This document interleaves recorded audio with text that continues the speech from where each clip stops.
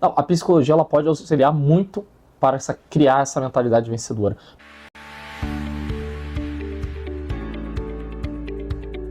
A gente tem que entender que essa coisa, né, que se chama de mentalidade vencedora, ela tem que ser algo pensado de maneira muito macro.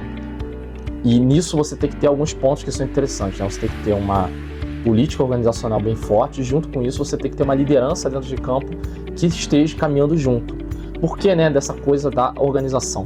Porque tem times que, apesar de não falarem isso abertamente, né, para os seus torcedores, tem times que sabem que não vão disputar título. Que não adianta, porque não tem investimento, a competição é muito longa, os adversários são mais qualificados, e eles sabem que, conseguir uma quarta de final na Copa do Brasil, ir até uma oitava de final de Libertadores, conseguir ficar na zona de classificação de Sul-Americana, ou até beliscar uma Libertadores, né, é um ótimo resultado. E é algo que é muito difícil, por exemplo, o torcedor aceitar aqui dentro do Brasil, que é uma mentalidade que acontece muito na Europa, mas você tem que entender o tamanho do seu projeto, né? Então, para você criar uma mentalidade vencedora, né, a sua organização também tem que estar almejando isso. Eu acho que isso é fundamental, porque a partir disso você consegue criar uma gama, né, de ações dentro do próprio clube para isso. E a psicologia ela é mais uma dessas áreas de atuação.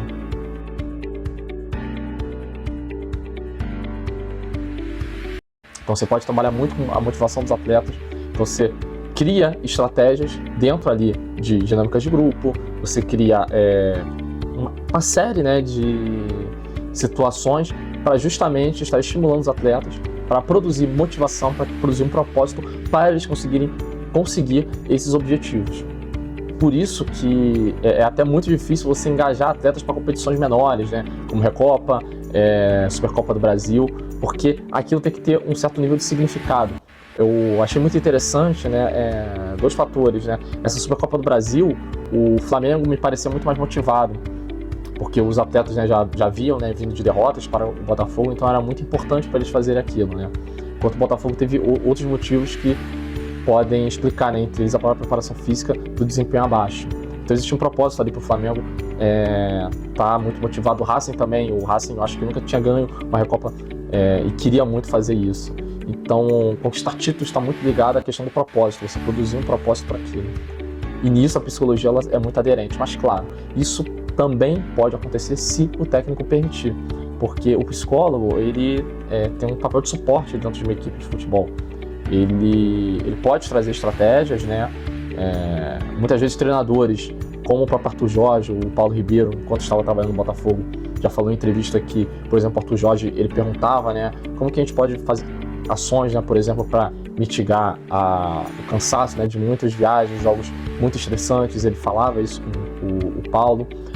O Abel Ferreira, por exemplo, né, ele fazia uma série de cartas para os atletas, falando muito a questão do propósito, e ele fala, né, que a comissão dele fez isso, mas também precisava da ajuda, né, de, por exemplo, do departamento de psicologia. Isso está ali, né, no Mente Fria, Cabeça Fria, Coração Quente, né, o livro do Abel. Então, a psicologia ela pode atuar nisso, né, para melhorar esse entendimento de propósito, de motivação para os atletas, fora outras questões que eu respondi na primeira pergunta, né, como melhorar a atenção, melhorar a concentração dos atletas, regulação emocional, porque você tem que ter o atleta muito bem capacitado para que ele possa se colocar em posição de vencer.